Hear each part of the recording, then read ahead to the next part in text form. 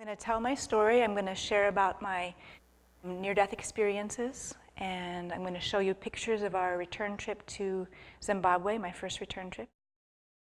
So this is an image of when we were close to finding the first village, and John was kind of running behind me with the camera as I was really sensing into it, and just my body was telling me which way to go. And when I was watching the video for this, and it came to this spot, I was totally blown away, because right where the sunburst is just up the hill where I had my second near-death experience. So watching this video just was extraordinary for me. So when I was 8 years old, I was living in the US, and my parents were neglectful and abusive. And I tended to be exposed to a lot of not mentally well adults.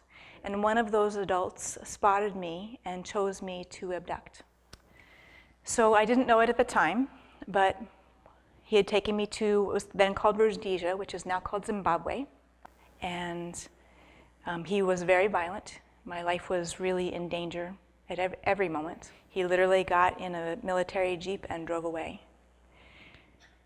And so it was mixed for me, because on the one hand, I just got rid of the worst enemy in the whole world. And on the other hand, he was the only person who knew where I came from. So I just lost my ride home.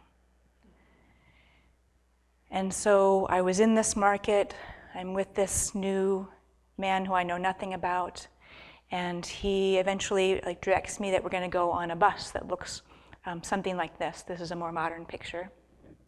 So we get on the bus, and the bus goes out of the market and goes for several, maybe an hour, 2 hours, and the bus breaks down. And we're instructed to all get off the bus and start walking. And so I'm just a few hours out of being out of the hospital. I've run out of painkillers in my body, and I just can't keep up. So in the morning, I hear singing. I hear women singing. And it's joyful, and it's celebratory, and I want to be close to it. There's a woman that's come, and she's sitting on a bench, and she starts singing to me. And I'm so entranced by her singing, I don't even notice that the other children go off to play. But her singing is feeding me. It's nourishing me. Every place in me that's so hollow, that's so broken, her song is soothing inside me. And so these people become my new family. This village, this community is probably about 20 or so people, community of huts. They become my new family. They teach me their songs. They teach me how to plant in the field. So this is an image to honor this woman that sang to me. I call her Mamietan. And I drew her symbolically as a turtle. And there's the native mythology of that the world was created on the back of a turtle. And so this is an image of that my world rested on her back. I was playing and watching the water go by and sparkle in the creek when I heard a noise. And I looked up, and my whole body froze. And it was one of the soldiers who I had seen, who was not from the ones who had brought me here, but some of the very aggressive soldiers. And I looked up, and he raised up his gun. And when his gun barrel became just a circle, I begged him for mercy. I begged him to see with his original eyes that I wasn't his enemy. And I couldn't understand how the people of this village were welcoming me in and caring for me, and he saw me as just a target.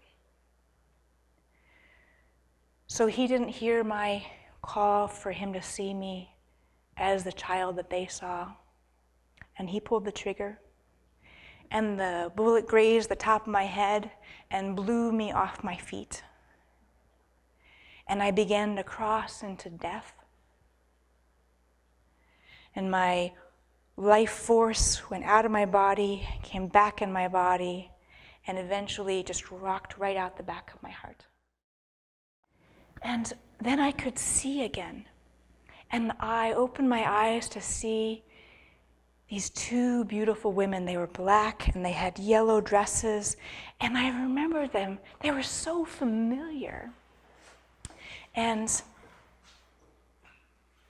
they seemed like I had met them before, but I couldn't quite name them. And they seemed like my big sisters who were protectors of me.